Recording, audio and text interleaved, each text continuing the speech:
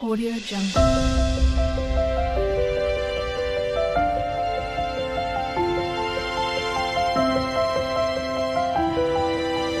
Audio Jungle.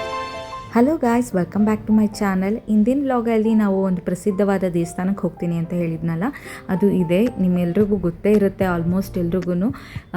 ತುಂಬ famous ದೇವಸ್ಥಾನ ಗೌಡಿಗೆರೆ ಚಾಮುಂಡೇಶ್ವರಿ ದೇವಸ್ಥಾನ ಅಂತಲೇ ಹೇಳ್ಬೋದು. ಸ್ಟ್ಯಾಚ್ಯೂ ಅಂತೂ ತುಂಬಾ ಚೆನ್ನಾಗಿ ಮಾಡಿದ್ದಾರೆ. ಅಲ್ಲಂತೂ ದೇವರು ಎಷ್ಟು ದೊಡ್ಡದಾಗಿ ಕಾಣಿಸ್ತಾರೆ. ಅದು ಮೇಲ್ಗಡೆ ಎಲ್ಲ ಹೋಗಿ ದರ್ಶನ ಮಾಡ್ಕೊಂಡು ಬರ್ಬೋದು. ಸುತ್ತ ಎಲ್ಲ ನೋಡಿ, ಅದು ಎಷ್ಟು ಚೆನ್ನಾಗಿ ವಾಟರ್ ಫಾಲ್ಸ್ ಆಗಿರ್ಬೋದು, ಸಿಂಹ, ಹುಲಿ ಮತ್ತು ಜಿಂಕೆಗಳು ಎಲ್ಲ ಎಷ್ಟು ಚೆನ್ನಾಗಿ ಅದನ್ನು ಮಾಡಿದ್ದಾರೆ ಅಂತ ಅಂದರೆ ತುಂಬಾ ಚೆನ್ನಾಗಿದೆ ದೇವಸ್ಥಾನ ಮಾತ್ರ. ಹಾಗೆ ತುಂಬ ನೀಟಾಗಿ ಹೈಜಿನಿಕ್ ಆಗಿದೆ ಅಂತಲೇ ಹೇಳ್ಬೋದು ದೇವಸ್ಥಾನ ಅಂತೂ. ನಾನು ಬಂದಿದ್ದು ಫಸ್ಟ್ ಟೈಮು. ಎಷ್ಟು ದಿವಸ ಯೂಟ್ಯೂಬಲ್ಲೆಲ್ಲ ನೋಡ್ತಾ ಇದ್ವಿ. ನಮ್ಮ ಮನೆಯವರು ಹೋಗೋಣ ಅಂತ ಅಂದ್ಬಿಟ್ಟೇ ಅವರೇ ಕರ್ಕೊಂಡ್ಬಂದರು. ಸೊ ನಮ್ಮ ಚಾವಿಕ್ನ ಸ್ವಲ್ಪ ಹಿಡಿಯೋದು ಕಷ್ಟ ಅಲ್ಲ, ಅವ್ರ ಅಪ್ಪ ಇದ್ದರೆ ಸ್ವಲ್ಪ ಇರ್ತಾನೆ. ಸೊ ಅವನನ್ನು ಕರ್ಕೊಂಡು ಅಲ್ಲಿ ಇಲ್ಲಿ ಓಡಾಡಿಸ್ತಿದ್ರು. ಹಾಗೆ ಮೇಲ್ಗಡೆ ಹೋಗಿ ದೇವಿ ದರ್ಶನ ಮಾಡ್ಕೊಂಬರೋಣ ಅಂತ ಹೋಗ್ತಿದ್ದೀವಿ. ನೋಡಿ ಮಧ್ಯದಲ್ಲಿ ಎಷ್ಟು ಚೆನ್ನಾಗಿ ವಾಟರ್ ಫಾಲ್ಸ್ ಎಲ್ಲ ಮಾಡಿದ್ದಾರೆ. ನಾವು ಹೋಗಿದ್ದಿದ್ದು ಸಂಜೆ 6 ಗಂಟೆಗೆ. ಗುರುವಾರ ಆಗಿರೋದ್ರಿಂದ ಅಷ್ಟು ರಶ್ ಇರಲಿಲ್ಲ. ಅದೇ ಶುಕ್ರವಾರ, ಮಂಗಳವಾರ, ಭಾನುವಾರ ಆದರೆ ತುಂಬಾ ರಶ್ ಇರುತ್ತಂತೆ. ನಾವು ಹೋದಾಗ ಸ್ವಲ್ಪ ಕಮ್ಮಿ ಇತ್ತು ಅಷ್ಟೇ ರಶ್ಶು. ಅದಾದಮೇಲೆ ನಮಗೆ ಅಲ್ಲಿ ಏನು ಸಂಕಲ್ಪ ಮಾಡ್ಕೊಬೋದು, ದೀಪ ಆರತಿ ಬೆಳಗೋದು, ಮತ್ತು ತೇರನ್ನು 5 ರೌಂಡಿಂಗೆ ಸುತ್ತಿಸ್ತಾರೆ.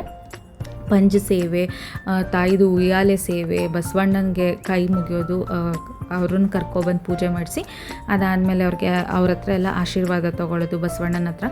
ಬಸವಣ್ಣನ ಒಂದು ಸ್ಟ್ಯಾಚ್ಯೂ ಇದೆ, ಎಷ್ಟು ರಿಯಲ್ ಆಗಿದೆ ಅಂತ ಅಂದರೆ ದೇವರು ಬಸವಣ್ಣ ನಿಂತ್ಕೊಂಡು ನಮ್ಮನ್ನೇ ನೋಡ್ತಿದ್ದಾರೆ ಏನೋ, ರಿಯಲ್ಲೇ ಅಂತ ಅನ್ಬೇಕು, ಆ ಥರದ್ದು ಒಂದಿದೆ ಅಲ್ಲಿ ದೇವಸ್ಥಾನದ ಎದುರುಗಡೆನೇ.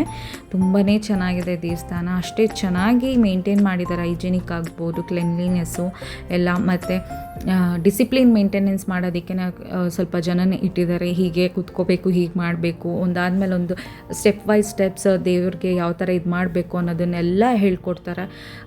ದೇವ್ರಿಗೆ ಸಂಕಲ್ಪ ಮಾಡಿಕೊಂಡು ಇದಾದಮೇಲೆ ಆರತಿ ಮಾಡಬೇಕು, ಆ ಥರದ್ದೆಲ್ಲ ನಿಮ್ಮ ಮನಸ್ಸಲ್ಲಿರೋದನ್ನು ಕೇಳ್ಕೊಳ್ಳಿ ಅಂತ ನೀಟಾಗಿ ತುಂಬ ಇದಾಗಿ ಮಾಡ್ತಾರೆ. ಅರ್ಕೆ ಕಟ್ಕೊಳ್ಳೋರು ಅದೇ ಕಾಯಿ ಮತ್ತು ಕಲ್ಲುಪ್ಪು ಅದನ್ನೆಲ್ಲ ತೊಗೊಬಂದು ಅದು ಬೇರೆ ಪ್ರೊಸೀಜರ್ ಇರ್ತದೆ. ನಾವು ಹೋದಾಗ ಆರತಿ, ಸಂಜೆ ಟೈಮಿಂದ ಆರತಿ ಮತ್ತು ರಥದ್ದು ಎಳೆಯೋದು, ತೇರಿಂದು ಮತ್ತು ಬಸವಣ್ಣಂದು ಎಲ್ಲ ಕರ್ಕೊಂಡ್ಬಂದು ಪಂಚ ಸೇವೆ ಅದನ್ನೆಲ್ಲ ಮಾಡೋದಿತ್ತು. ಡೈಲಿ ಮಾಡ್ತಾರೆ ಅಂತ ಅನಿಸುತ್ತೆ.